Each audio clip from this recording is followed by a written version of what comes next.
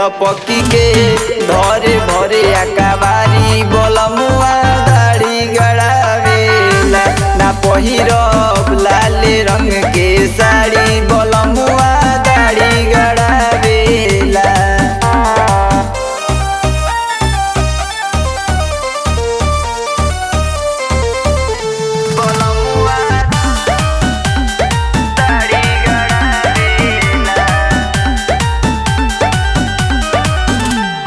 कतनो डाटी भकतनो झटकी नाही मानस करस पटका पटकी।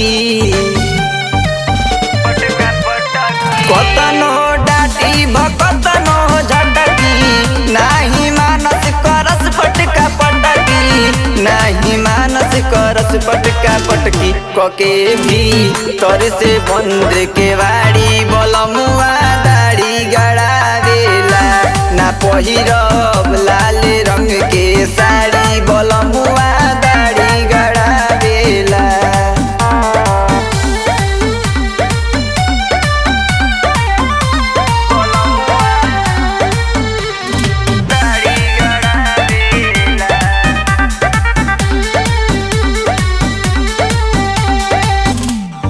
करस किस्म किस्म के छहितर देह रहे न दिहले पवित्र।